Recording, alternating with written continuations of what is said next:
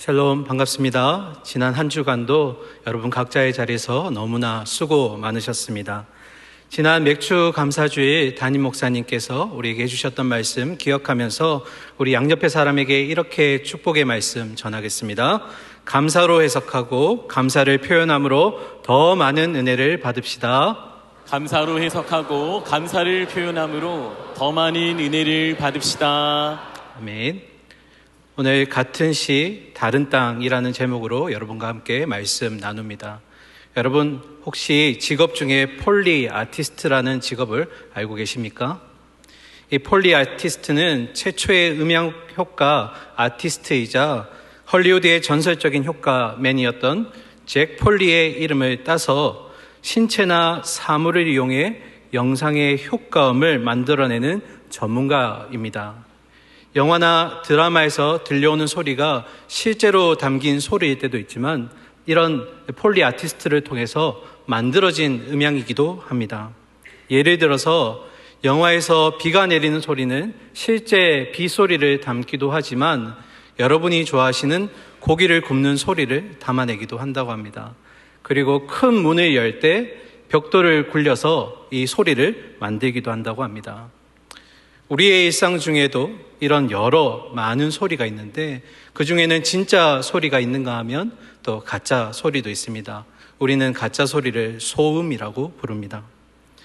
이와 관련해서 우리 귀에는 두 가지의 기능이 있는데요. 첫 번째는 들려오는 모든 소리를 다 들을 수 있는 것이고 두 번째 기능은 그 많은 소리 중에 내가 듣고 싶은 소리가 있으면 그 소리를 선별해서 들을 수 있다는 것입니다. 지금 이 시간 여러분에게 수만 가지의 가짜 음성들, 가짜 소리가 여러분의 마음을 흔들지 모르겠습니다. 하지만 그 음성, 그 소음에 집중하지 마시고 마음 흔들리지 마시고 지금부터 제가 전해드릴 하나님의 말씀, 진짜 음성에 귀 기울여서 결실을 맺으시는 여러분이 되기를 축복합니다. 마가복음의 핵심 주제는 하나님의 나라와 하나님의 백성입니다. 특별히 마가복음 3장에서 예수님은 하나님 나라의 백성이 누구인지에 대해서 말씀해 주시고 계십니다. 예수님이 말씀하신 그 하나님 나라의 백성은 누구일까요? 우리 마가복음 3장 35절의 말씀을 함께 읽겠습니다. 누구든지 하나님의 뜻대로 행하는 자가 내 형제요 자매요 어머니이니라. 아멘. 하나님의 뜻대로 행하는 사람, 누가는 하나님의 말씀을 듣고 행하는 사람이라고 기록하고 있습니다. 그래서 예수님이 말씀하신 하나님 나라의 백성은 하나님의 말씀을 듣고 그 말씀을 삶에서 실천하는 사람, 그 사람을 하나님의 백성이라고 말합니다. 그러므로 말씀대로 실천하기 위해서는 먼저 우리의 귀와 우리의 마음에 말씀이 들려져야 합니다. 그래서 오늘의 핵심 키워드는 바로 들음입니다. 여러분, 오늘 본문 이전에 예수님께서 권위 있는 가르침과 수많은 이적들을 치유 사역을 하셨음에도 어떤 이들은 그 말씀을 듣고 그 치유 사역을 통해서 자신의 모든 것을 버려두고 제자의 삶을 살기로 한 자들도 있었고, 반면에 예수님의 사역에 강한 반대를 표현하거나 강력하게 저항하는 이들도 있었습니다. 오늘 본문도 마찬가지입니다.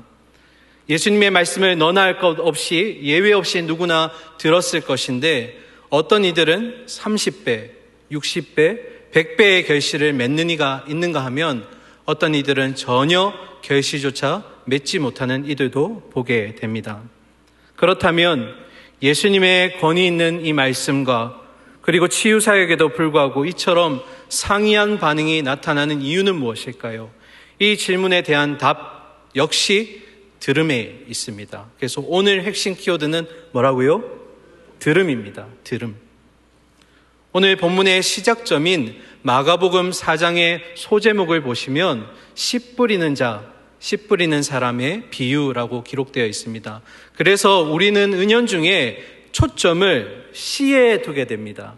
하지만 오늘의 초점, 오늘의 핵심은 씨가 아니라 바로 말씀을 듣는 그 씨가 뿌려지는 땅입니다. 그래서 말씀의 14절을 보시면 뿌리는 자는 말씀을 뿌리는 것이라 라고 기록되어 있는데요. 여기에서 여러분 답을 찾아보시죠. 씨가 무엇입니까? 예, 씨가 바로 말씀입니다. 여러분 의심할 것 없이 이 씨는 가장 최상급의 품질입니다. 맞나요?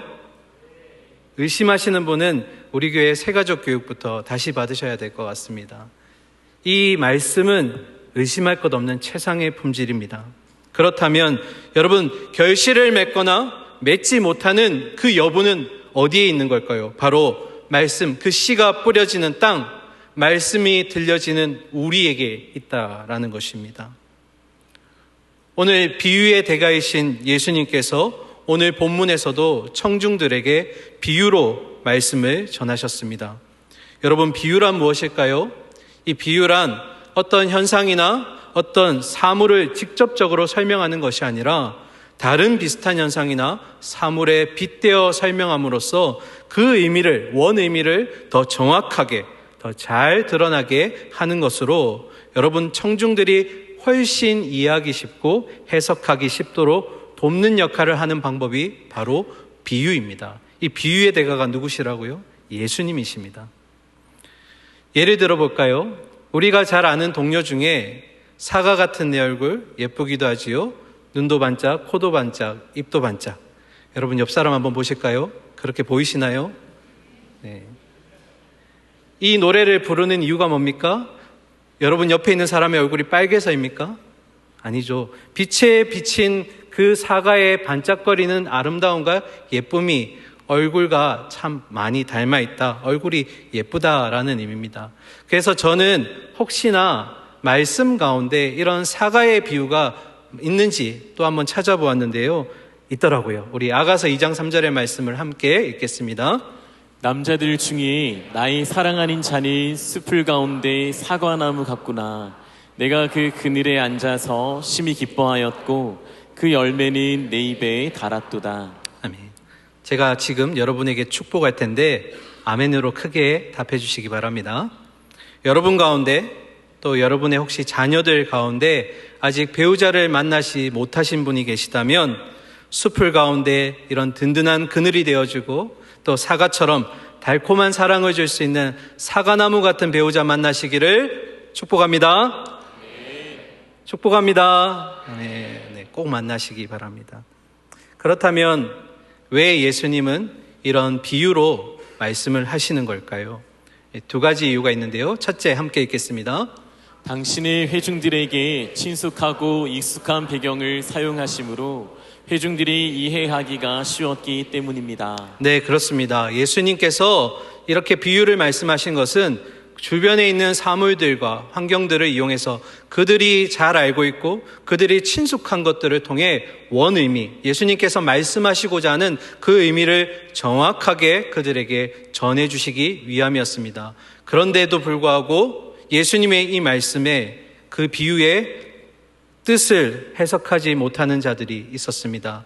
마태는 이 이유를 마태복음 13장 15절에서 그들의 마음이 완악해져서 귀가 우둔하였고 눈이 감겼기 때문이라고 말하고 있습니다. 예수님께서 비유로 말씀하신 두 번째 이유, 우리 화면 보면 함께 읽겠습니다. 하나님 나라의 비밀을 아는 것이 하나님의 백성에게만 허락되었기 때문입니다. 하나님 나라의 비밀을 아는 것이 누구에게만요? 하나님 나라의 백성에게만 허락되었기 때문입니다. 이사야서 6장 9절과 10절의 말씀을 인용하셨던 예수님의 말씀에 우리가 귀 기울여 보고자 합니다. 우리 마가복음 4장 11절과 12절 말씀도 함께 읽겠습니다. 이르시되 하나님 나라의 비밀을 너희에게는 주었으나 외인에게는 모든 것을 비유로 하나니 이는 그들로 보기는 보아도 알지 못하며 듣기는 들어도 깨닫지 못하게 하여 돌이켜 죄사함을 얻지 못하게 하려 함이라 하시고. 아멘. 비유는 하나님의 말씀 진리를 드러내기도 하지만 감추기도 합니다.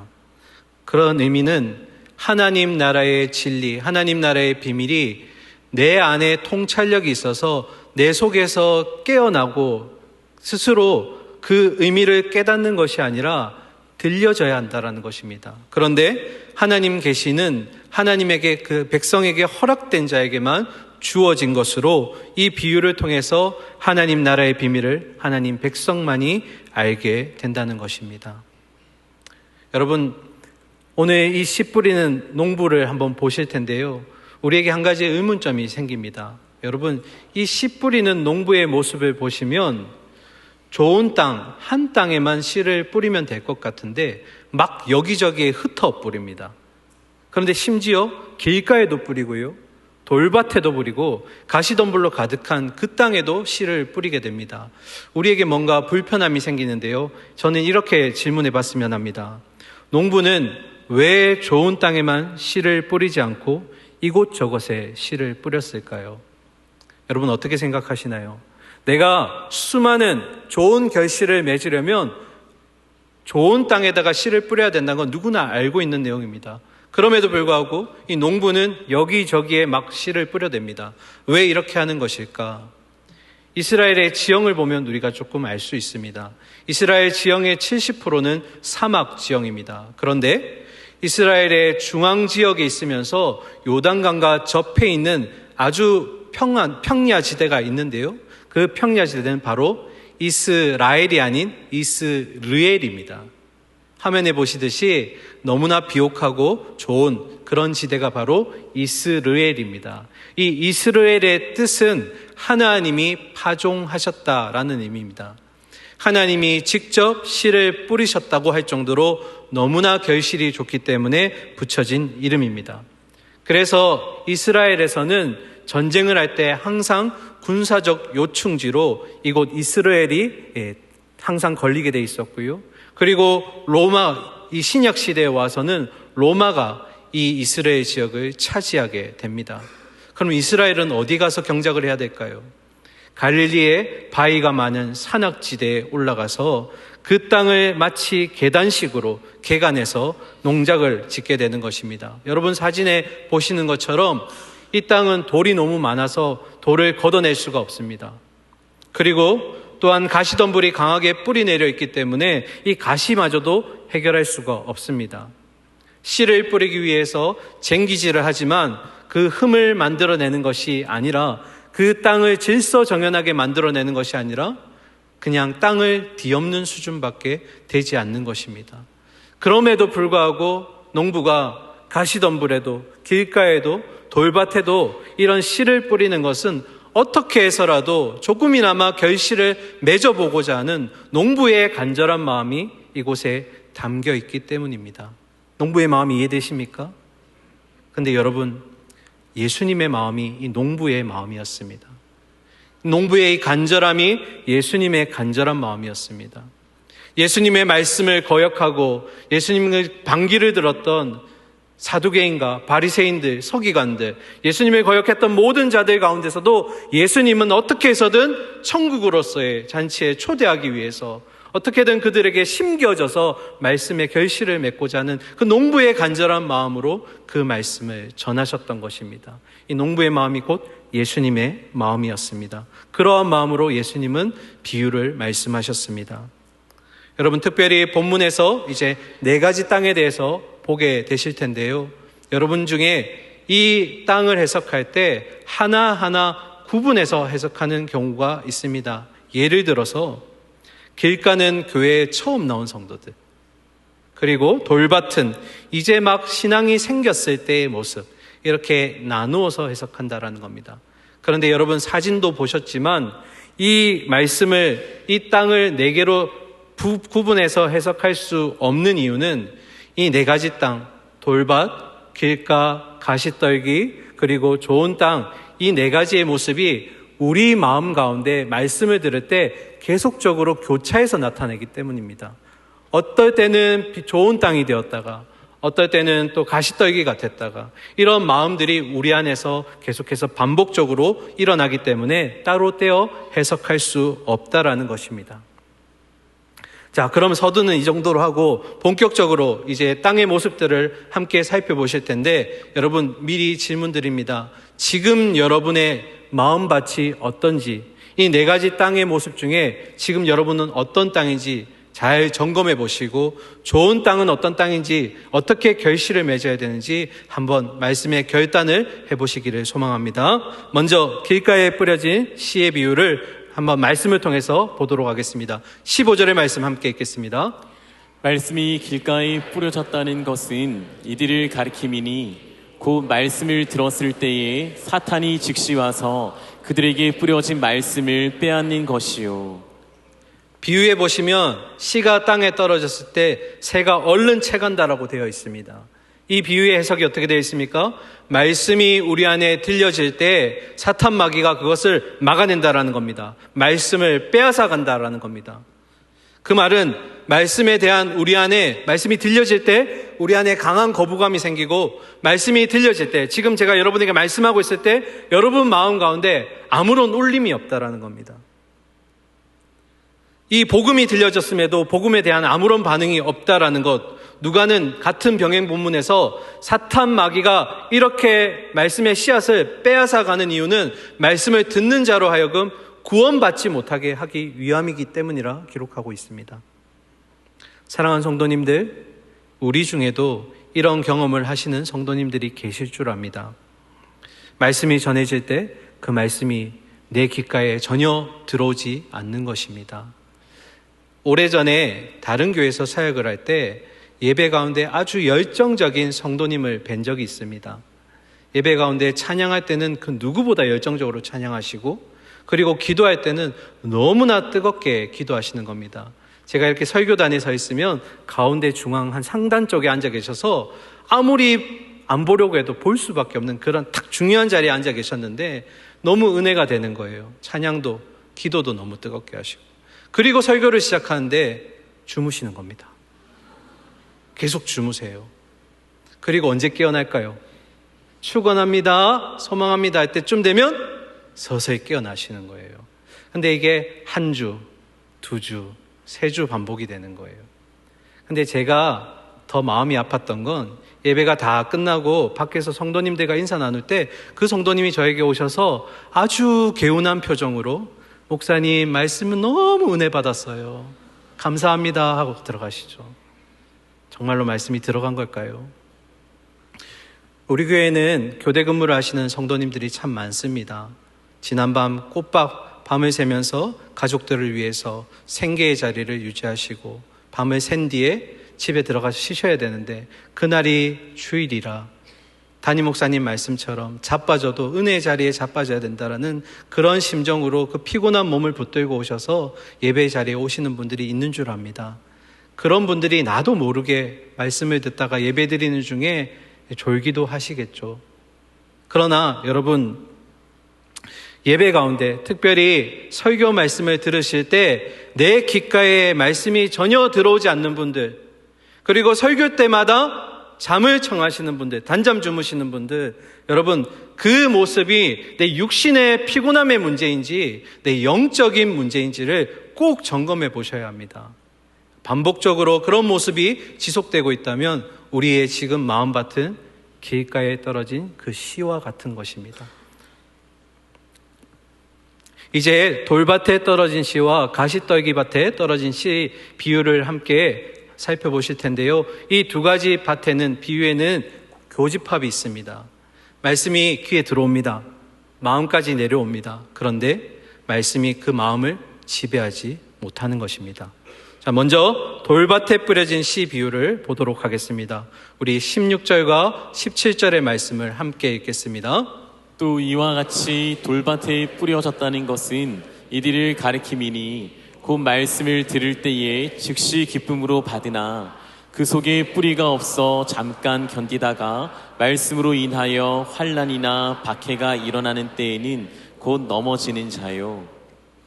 씨가 돌밭 사이에 떨어졌습니다. 그리고 싹까지 납니다.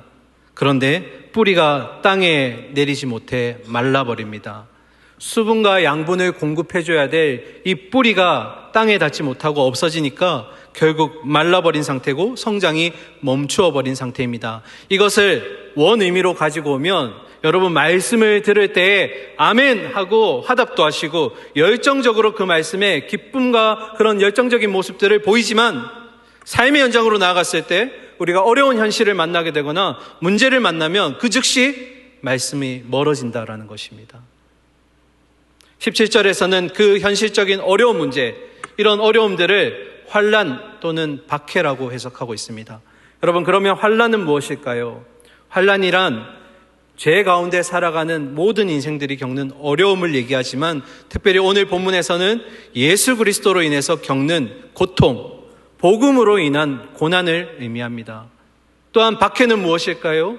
박해란 믿음을 말살시키거나 개종시키거나 배교하기 위해서 개인이나 집단에게 정신적으로, 육체적으로 가학하는 행위, 형벌을 주는 행위를 의미합니다. 여러분, 믿음 생활하면 우리에게 복만 임할 줄 알았는데 웬걸요, 현실에 나아가서 삶을 접하다 보니 환난과 박해가 뒤따릅니다. 찾아오지 않기를 원하지만 크고 작은 환난과 박해가 우리 가운데 찾아오는 것입니다. 그때 여러분의 모습은 어떠십니까? 여러분, 환난과 박해가 찾아올 때 우리는 이것을 믿음의 시련으로 해석하기를 소망합니다. 여기서 말하는 시련은 영어로 테스트입니다. 뭐라고요? 테스트입니다. 어떤 의미입니까? 환난과 박해가 찾아올 때 나에게 찾아오는 환난과 박해로 인해서 이것이 나에게 주어진 믿음의 시험이라고 해석할 수 있어야 한다는 겁니다. 담임 목사님께서 늘 말씀하시듯이 해석이 중요합니다. 이런 어려움이 찾아올 때 금방 말씀과 멀어지는 것이 아니라 그 안에 나를 향한 믿음의 진짜인지 믿음이 가짜인지의 여부를 이 테스트를 해보라는 겁니다.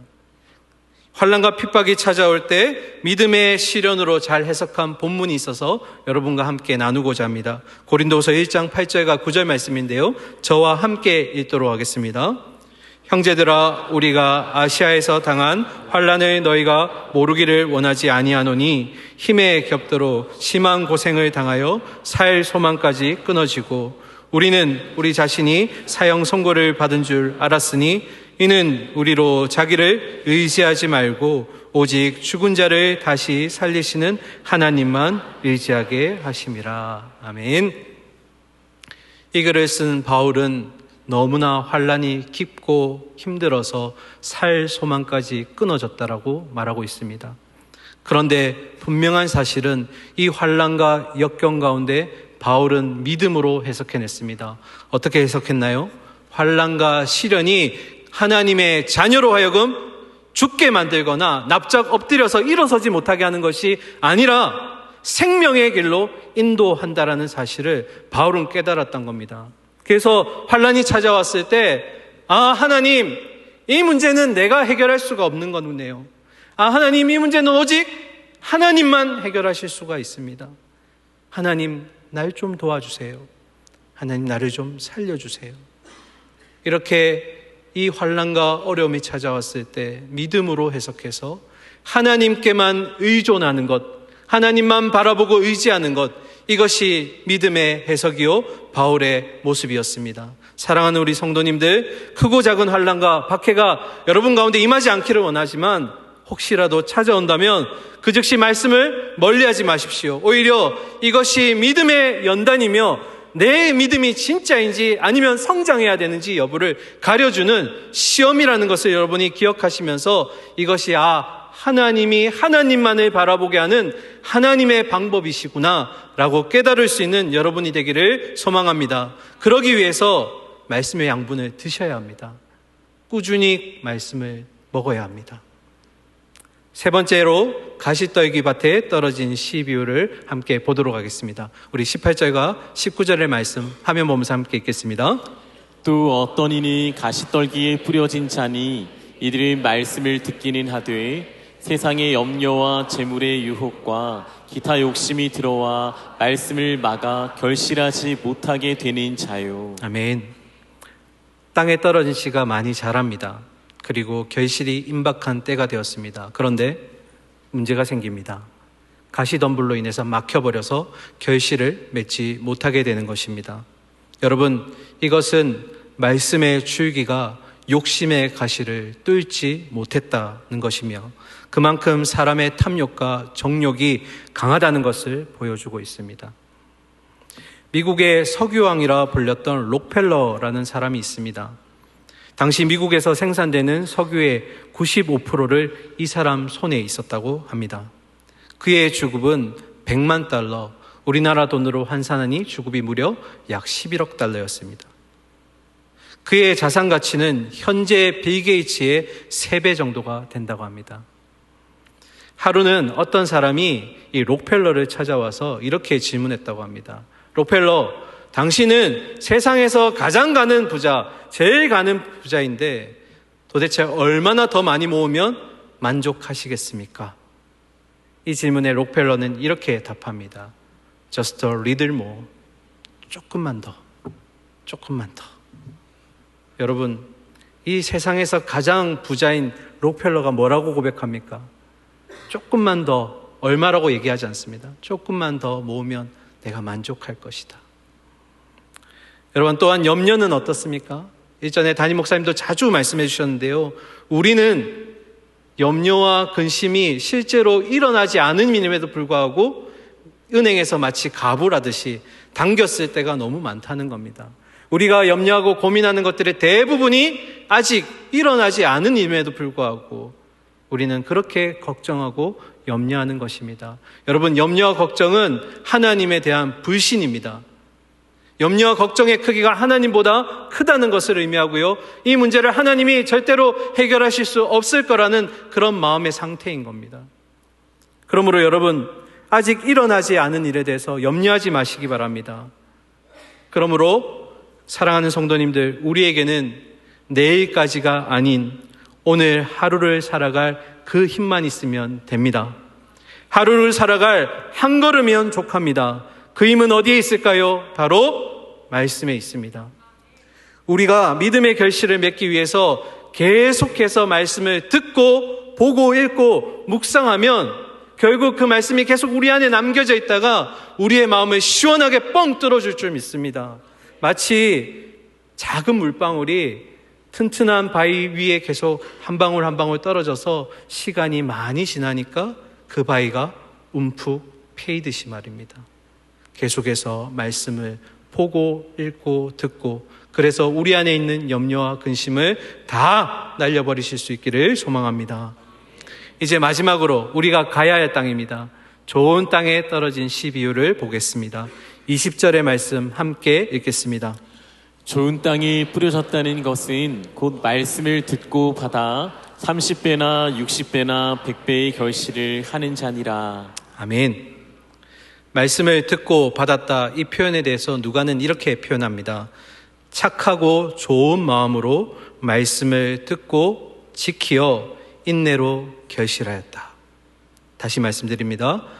착하고 좋은 마음으로 말씀을 듣고 지키어 인내로 결실하였다. 어떤 의미일까요? 말씀을 듣고 그 말씀이 하나님의 뜻인 줄 깨달았으며 그 깨달음을 내 마음에 깊이 간직하면서 인내함으로 결국 결실을 내 삶 가운데 보는 자, 그 사람을 말하는 겁니다. 여러분, 특별히 20절에는 두 가지의 놀라움이 있습니다. 몇 가지요? 두 가지의 놀라움이 있습니다. 첫 번째로 좋은 땅에 떨어진 씨는 그냥 씨라는 단수형으로 되어 있지 않고 복수형으로 기록되어 있습니다. 앞에서 우리가 보았던 돌밭, 길가, 가시떨기에 떨어진 씨는 단수형으로 기록되어 있습니다. 그런데 오늘 좋은 밭에 떨어진 씨는 복수형으로 기록되어 있습니다. 어떤 의미냐면 이 좋은 땅에 씨를 뿌릴 때 훨씬 결실이 많다라는 의미를 표현하고 있는 것입니다. 두 번째 놀라움을 보기 위해서 먼저 설명드릴 것은, 여러분, 말씀을 듣고 받아 결실했다는 게 어떤 의미일까요? 들은 말씀대로 내 삶을, 그 말씀을 들고 나아가서 순종하고 실천했다라는 의미입니다. 제가 서두에 하나님 백성 정의를 내렸었죠. 무엇이었습니까? 하나님 말씀에 그대로 실천하는 사람. 이 결실하는 자가 바로 말씀대로 실천하는 사람을 의미하는 것입니다. 그런데 여러분, 놀랍게도 20절의 말씀에는 그냥 결실한다라고 되어 있지 않습니다. 30배, 60배, 100배의 결실을 맺는다고 합니다. 두 번째 놀라움은 바로 이 결실입니다. 여러분, 몇 배요? 30배, 60배, 100배의 결실을 맺는다라는 것입니다. 이스라엘에서 가장 좋은 땅이라고 불리는 땅 중에 게네사렛 평야라는 땅이 있습니다. 여러분, 이 게네사렛 평야에서 한 해에 수확을 할 때 가장 최대의 수확이 무려 40배라고 합니다. 그런데 여러분, 오늘 본문의 20절의 말씀에는 이 게네사렛 평야에서 얻는 40배의 결실과는 비교할 수 없는 몇 배요? 60배, 100배의 결실을 맺는다라고 기록하고 있는 것입니다. 그래서 여러분, 제가 찾아보았습니다. 혹시나 성경에 100배의 수확을 거뒀다라는 다른 본문이 있을까? 있을까요? 없을까요? 제가 없으면 얘기 안 하겠죠? 네. 있습니다. 창세기 26장 12절의 말씀인데요. 우리 마지막이니까 함께 화면 보면 읽도록 하겠습니다. 이삭이 그 땅에서 농사하여 그 해에 100배나 얻었고 여호와께서 복을 주심으로. 아멘. 말씀 계속 띄워주시고요. 네. 이삭이 땅에 곡식을 심고 그의 100배의 결실을 거두었습니다. 그런데 이 말씀에 보니 이삭이 결실을 거둘 수 있었던 비결이 등장합니다. 저를 따라 함께 따라해 주실까요? 여호와께서 복을 주심으로. 복을 주심으로. 한 번 더 하겠습니다. 여호와께서 복을 주심으로. 어떤 의미입니까? 30배, 60배, 100배, 특히 100배라는 결실은 인간의 영역에서는 해결할 수 없다라는 겁니다. 받을 수 없는 거라는 겁니다. 결국 100배라는 결실은 하나님께서 주시는 하나님의 무한한 은혜라는 것을 여러분이 기억하시기를 바랍니다. 말씀을 듣고 행하는 자, 말씀을 듣고 실천하는 자에게는 세상이 줄 수 없는 인간의 영역을 벗어난 하나님의 그 무한한 은혜가 결실이 우리 가운데 임한다라는 것입니다. 결국 하나님 나라의 백성은 누구일까요? 우리 화면 보면서 함께 읽겠습니다. 하나님 나라의 백성은 하나님의 말씀을 듣고 깨닫는 가운데 인생에 찾아오는 수많은 내적 유혹들과 외적인 박해들로부터 그 말씀을 붙잡고 인내하는 중에 하나님의 은혜로 결실을 맺는 자입니다. 아멘이십니까? 아멘. 여러분, 우리의 신앙생활 가운데 항상 복이 임하기를 소망합니다. 그런데요, 말씀대로 살아가고 싶은데 말씀이 내 마음 가운데 자리 잡았으면 좋겠는데 현실에 나아가면 그렇지 못한 우리의 연약한 모습들을 보게 됩니다. 길가와 같았고 가시떨기가 가득했고 돌밭 같았고. 여러분, 여러분의 지금 마음밭은 어떻습니까? 이 네 가지 마음밭 중에 여러분의 마음밭의 상태는 어디에 있습니까? 바라옵기는 30배, 60배, 100배의 결실을 맺을 수 있는 좋은 땅, 하나님의 말씀을 마음으로 받아내고 수만 가지의 어려움과 역경들 가운데 믿음으로 인내하셔서 결실을 맺으실 수 있는 하나님 백성다운 삶을 사시기를 축복합니다. 마지막으로 이 질문 드리겠습니다. 그렇다면 말씀을 받기에 좋은 땅이 되기 위해서 우리는 어떠한 노력을 하면 될까요? 어떠한 노력을 하면 될까요? 말씀을 사모하는 마음 주시도록 어떻게 해야 된다고요? 늘 기도해야 됩니다. 사랑하는 우리 성도님들, 오늘날을 설교의 홍수 시대라고 부릅니다. 그 말은 뭡니까? 우리가 설교가 듣고 싶으면 언제라도 누구의 말씀이라도 들을 수 있습니다. 그런데요, 그런 수많은 설교를 들음에도 우리의 생각이 바뀌지 않고 우리의 삶이 변화되지 않고 우리의 사회제도가 바뀌지 않고 우리의 나라가 변하지 않는 것, 이건 어떤 문제일까요? 씨의 문제일까요? 씨는 최상급의 품질인데요, 듣는 우리의 마음 가운데 우리의 마음이 문제가 있다는 겁니다. 말씀을 들었으나 귓가에 머무르고 있고 말씀을 마음으로 받았으나 어려움이 찾아올 때 그 말씀에 멀어지는 모습들, 이런 척박한 우리의 마음 땅 가운데 기도는 마치 물을 주는 것과 같습니다. 땅에 씨를 뿌리고 그리고 그 땅에 물을 주어서 그 씨가 잘 자랄 수 있게 해주듯이 주기적으로 물을 주면 그것이 성장하고 열매를 맺듯이 우리의 기도가 마치 그런 역할을 한다라는 것입니다. 우리의 쩍쩍 갈라져 있던 심령 가운데 말씀의 씨앗이 들어왔을 때 기도하심으로 그 땅이 유들유들해지고 부드러워져서 아멘으로 말씀을 받게 되고, 그리고 계속 기도하는 가운데 말씀의 줄기가 자라나고 믿음이 성장하면서 이것이 하나님이 내게 주신 믿음의 시련이구나, 극복해내야 되는구나. 내 믿음이 성장해내야 되는 거구나. 이렇게 해석할 수 있는 힘을 기르기 위해서 여러분 늘 기도하시기 바랍니다. 그래야지 여러분 우리가 살 수가 있습니다. 사랑하는 성도님들, 말씀을 사모하는 마음 주시도록 우리는 늘 기도의 자리를 지켜야 될 줄 믿습니다. 말씀을 맺겠습니다. 우리 안에 여전히 말씀을 사모하는 마음을 거역하고 불순종하게 하는 그런 어려움들이 찾아옵니다. 하지만 오직 말씀 안에 참 생명이 있습니다. 말씀 안에 참 자유가 있습니다. 말씀 안에 참 소망이 있습니다. 그 사실을 기억하시면서 말씀을 통해 주시는 그 기쁨과 그 즐거움을 빼앗기지 않도록 인내하심으로써 30배, 60배, 아니요 100배의 결실을 주기 원하시는 그 하나님의 깊고도 넓고 무한하신 다음 없는 그 사랑 가운데 설득되시고 압도당하는 은혜가 여러분의 임하기를 축복하고 소망합니다. 아멘. 우리 이 시간 결단하는 마음으로 함께 찬양하실 텐데요. 우리 자리에서 다 일어나셔서 우리 함께 찬양하도록 하겠습니다.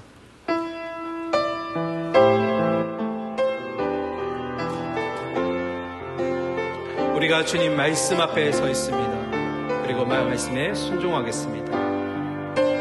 함께 찬양하겠습니다. 말씀 앞에서 경외함으로 주께 홀로 섭니다. 생명의 말씀 듣고 순종해 주를 예배함. 다시 한번 고백합니다. 말씀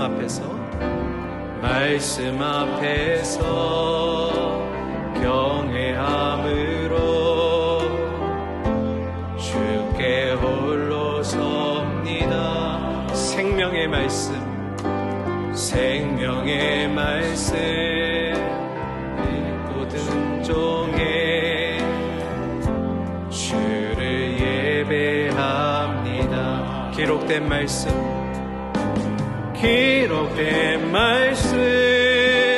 힘이 있어서 진리로 우릴 거룩해 하며 거룩한 말씀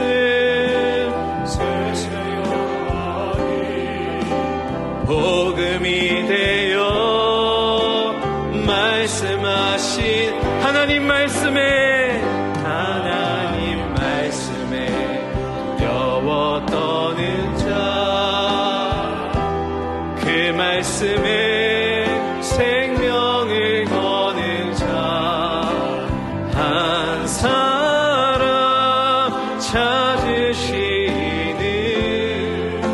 주님의 약속을 믿어 하나님 말씀에 명을 거는 자 순종하며 주 따라가는 자 영원한 하나님 나라 이뤄갈 주의 교회여 일어나. 우리 처음부터 함께 찬양합니다. 말씀 앞에서 경외함으로 주께 홀로 섭니다. 생명의 말씀 듣고 순종해 주를 예배한 거룩한 말씀 기록된 말씀 힘이 있어서 진리로 우리 거룩해 하며 거룩한 말씀 세세 영원히 복음이 되어 말씀. 우리 두 손 높이 들고 함께 고백합니다. 하나님 말씀에 두려워하는 자, 그 말씀에 생명을 거는 자, 한 사람 찾으시는 주님의 약속을 믿어 하나님 말씀에 명을 거는 자, 순종하며 주 따라가는 자, 주 따라가는 자, 영원한 하나님 나라 이뤄갈 주의 교회여 일어나라. 우리 결단한 마음으로 한 번 더 고백합니다. 하나님 말씀에 두려워하는 자, 하나님 말씀에 두려워 떠는 자, 그 말씀에 생명을 거는 자, 한 사람 찾으시는 주님의 약속을 믿어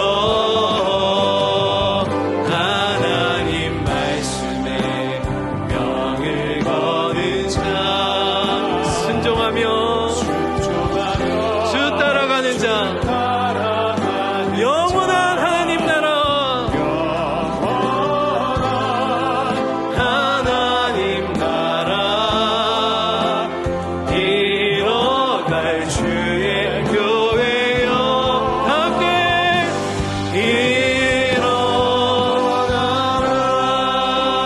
일어나라. 아멘. 사랑하는 성도님들, 우리의 마음밭은 어떻습니까? 말씀이 내 귀에 머물러 있지는 않습니까? 말씀이 내 마음을 지배하고 있습니까? 아니면 여전히 내 마음은 세상의 대세를 따라가고 유혹과 그 정욕에 따라 흔들리고 있습니까? 말씀 받을 때는 아멘이라고 소리치며 예배당을 나가는데 삶의 현장에서 또 무너지는 나의 모습 가운데 내 말씀이 정말 나의 삶으로 이어지고 있습니까? 오늘 찬양에서도 고백했듯이 말씀에 순종하며 그 말씀에 실천하는 한 사람, 오늘 그 한 사람을 여전히 하나님께서 찾고 계신 줄 믿습니다. 그리고 그 한 사람을 통해서 삶이 변화되고, 그리고 교회가 변화되고 이 나라의 백성이 변화될 줄 믿습니다. 말씀이면 충분합니다. 말씀이 우리의 길이요 생명이요 진리인 줄 믿습니다. 우리가 그 마음 가지고 하나님 나라의 백성답게 말씀에 순종하며 나아가겠습니다. 그리고 내 삶 가운데 30배, 60배, 100배의 결실을 맺기를 소망합니다. 우린 그런 하나님의 나라의 백성이 되기를 간절히 소망합니다. 우리 앞에 나온 화면에 기도 제목을 함께 읽고 결단한 마음으로 기도하도록 하겠습니다. 하나님 말씀에 귀가 열린 하나님의 백성이 되기 원합니다. 말씀 앞에 언제나 민감하게 반응하며 아멘으로 순종하기를 원합니다. 말씀을 통해 나를 향한 하나님의 사랑과 은혜를 깨닫게 하시고 말씀을 통해 누리는 기쁨과 즐거움을 빼앗기지 않기를 원합니다. 인생에 찾아오는 수많은 내적 유혹들과 외적인 박해로부터 오직 하나님의 말씀을 붙잡고 인내함으로 30배, 60배, 100배의 결실을 맺게 하소서. 아멘. 우리 주여 한번 외치고 주신 말씀 위에 결단하며 기도하며 나가도록 하겠습니다. 주여,